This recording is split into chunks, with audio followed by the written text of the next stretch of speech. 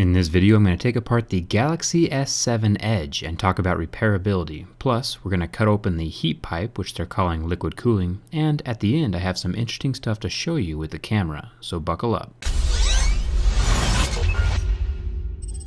The easiest part of this whole project is going to be removing the SIM card / SD card tray from the phone, so set that off to the side, make sure you keep all your stuff organized. Then we are going to use a heat gun to heat up the back glass panel of the phone. Basically what we're trying to accomplish here is to soften the adhesive underneath the glass panel so that the glass panel will come off in one piece without cracking. I'm heating up the phone to just hotter than I can touch, where I don't want to leave my finger on there for more than a second. Then I'm going to take a large suction cup, I'm using a car windshield mount, suctioning it to the back of the glass and lifting up ever so slightly, just relieving some of the pressure on the glass between the frame and the glass itself, so I can slide a thin metal pry tool in between the two layers. Once I have that pry tool in, that is the hardest part. Then I can take my heat gun and heat up the glue again. I can slice away the glue a little bit with my pry tool, but I can't get along the edge of the phone or else I'm going to crack the glass. This is where the business cards or playing cards come in, because they can curve around the edge of the Galaxy S7 Edge without cracking the glass. I'm going to speed this part up a little bit. You can see I'm just cutting through the adhesive with my playing cards all the way around the outside, and that's all there is to it. Don't go too deep or you will cut into the QI charger, and I imagine most of you want to keep that. Remove the back glass panel. You can see here the camera lens.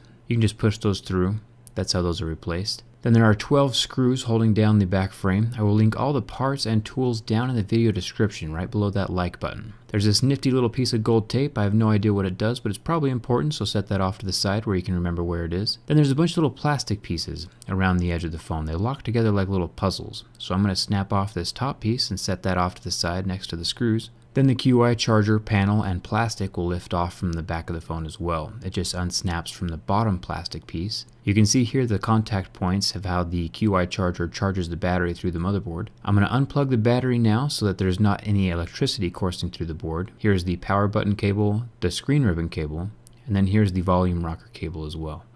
The bottom loudspeaker pops off, and then here's the two contact points that rest on the motherboard so it gets its signal. Here's the fingerprint scanner, and then here's some signal wires. I'm just going to pop those off with my plastic pry tool. You can also lift them off with a pair of tweezers. Here's the earpiece ribbon, just like a little Lego, just unsnap it. Then here's the 5 megapixel front camera.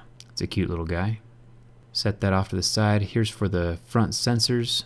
I'm going to pull that off, and then there's one more ribbon cable down at the bottom of the phone for the charging port. I'm going to unsnap that from the back of the motherboard, and then here is the motherboard itself. Once I flip it over, you can already see some discoloration where the processor has melted into the back plastic. The 820 is a pretty hot running processor. Here's the 12 megapixel rear facing camera. I have some cool stuff I'm going to show you with this towards the end of this video. I'm going to put it back into place, just snapping it in like a little Lego. For the battery removal process, it is fairly difficult. I'm going to use my heat gun again to soften the adhesive between the battery and the frame of the phone, and then using a metal pry tool very gently and very carefully prying it out of the metal frame. You want to make sure not to slide or slice your metal pry tool at all, because if you puncture the battery it could smoke or explode, you know, and we try to avoid doing those things. Now down by the charging port there are 3 screws. You can also remove the headphone jack. Now here is the disappointing part of this phone. The charging port has these 2 side ribbons that go around to the back and the menu buttons for the Galaxy S7 Edge,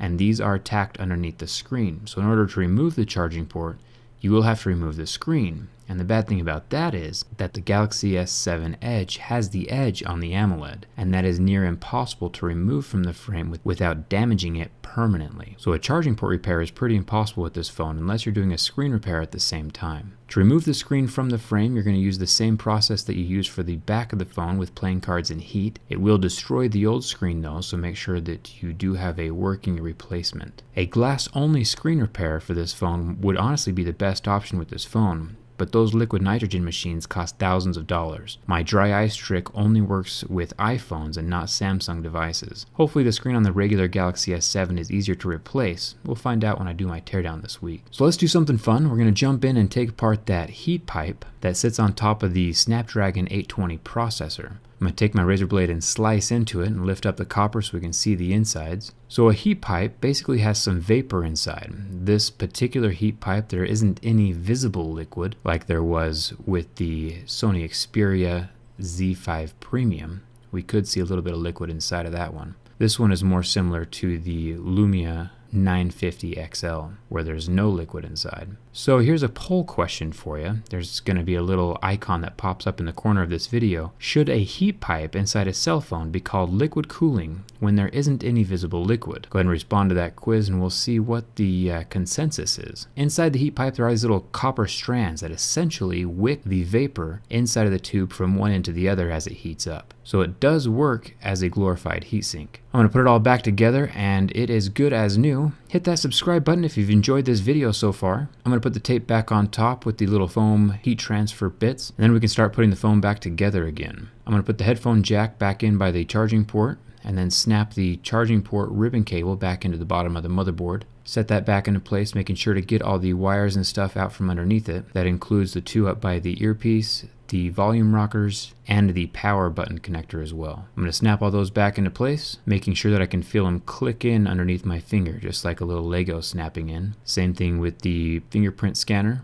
and all three signal wires. Battery goes into place, and before I connect that, I want to make sure everything's plugged in. So I'm going to get the charging port screwed back into place with the loudspeaker set down on top of that. 5 megapixel front camera goes in, and then I can plug the battery in. Once the battery's plugged in, I can turn on the phone, and I'm going to do that to test the screen and to show you guys the camera. Now this is pretty cool. It's called optical image stabilization. The camera itself is stabilizing while I move it around, and this is what's going to keep your videos and images clear while you're walking or holding your phone. There's two ways to stabilize images. There's optical image stabilization and there's digital image stabilization. The digital is just a software where it takes the megapixels and kind of cuts off the corners of it and can stabilize it that way. I prefer the optical image stabilization, where it's actually a mechanical part of it with the little gyros and magnets and little rubber balls inside of the camera unit. Pretty nifty stuff. Once all the screws are back into place, you can take your double-sided tape and put it around the edges. That way your new back will sit in place and stay on. I will link all the replacement parts and stuff down in the video description below, just like all my other videos. If you have any questions, leave them in the comments. Don't forget to like if this video helped you, and subscribe. It does help me out a lot. Thanks a ton for watching. Hope to see you around.